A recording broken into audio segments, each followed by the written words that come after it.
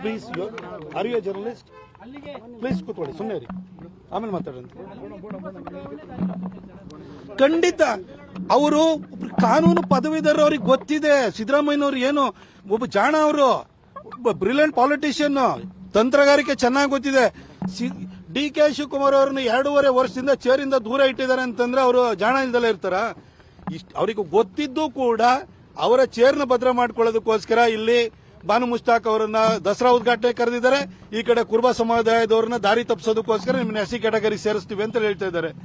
ನೀವೇ ಅವರಿಗೆ ವಿಶೇಷವಾದಂತಹ ಸವಲತ್ತನ್ನು ಕೊಡಿ. ಅವ್ರಿಗೇನಾದ್ರೂ ರಿಸರ್ವೇಷನ್ ಪಾಲಿಸಿ, ಈಗ ಒಬಿಸಿ ಒಳಗಡೆ ಮುಸಲ್ಮಾನರನ್ನ ಸೇರಿಸಿಕೊಂಡು ಕೊಡ್ಲಿಕ್ಕೆ ಹೋಗಿದ್ರಲ್ಲ, ಅಲ್ಲೇನಾದ್ರೂ ಅವರಿಗೆ ದಾರಿ ಮಾಡಿಕೊಡಿ. ಅದು ಬಿಟ್ಟು ಅವರಿಗೆ ಅವರನ್ನ ದಾರಿ ತಪ್ಪಿಸುವಂತಹ ಪ್ರಯತ್ನವನ್ನು ಮಾಡಬೇಡಿ ಅಂತ ಕೇಳ್ಕೊಳ್ತೀನಿ.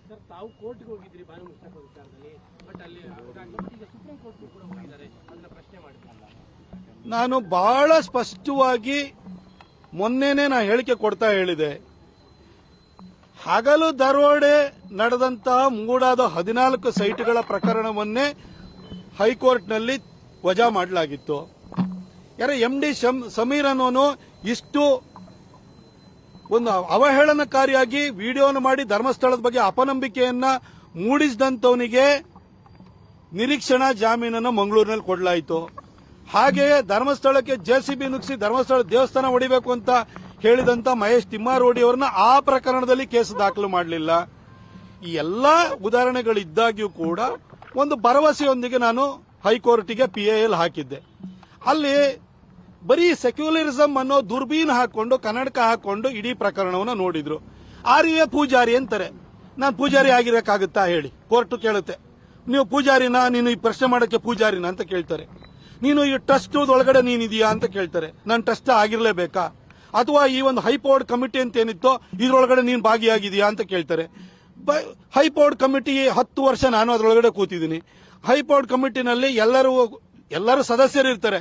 ಆದ್ರೆ ದಸರಾವನ್ನು ಯಾರು ಉದ್ಘಾಟನೆ ಮಾಡಬೇಕು ಅನ್ನೋ ಪರಮಾಧಿಕಾರವನ್ನ ನಾವು ಮುಖ್ಯಮಂತ್ರಿಗಳಿಗೆ ಬಿಟ್ಬಿಡ್ತೀವಿ ಅಂತ ಎಲ್ಲರೂ ತೀರ್ಮಾನ ತಗೊಳ್ತಾರೆ. ಇದು ಮುಖ್ಯಮಂತ್ರಿಗಳ ವೈಯಕ್ತಿಕವಾದಂತ ನಿರ್ಧಾರ. ಈ ತರ ಒಂದು ಪ್ರಶ್ನೆಯನ್ನು ಇಟ್ಕೊಂಡು ಬರೀ ಸೆಕ್ಯುಲರಿಸಂ ದುರ್ಬೀನು ಹಾಕೊಂಡು ಅದನ್ನ ತಿರಸ್ಕಾರವನ್ನು ಮಾಡಿದ್ರು. ಕೋರ್ಟ್ ಅಭಿಪ್ರಾಯಕ್ಕೆ ನಾವು ತಲೆಬಾಗಲೇಬೇಕಾಗುತ್ತೆ.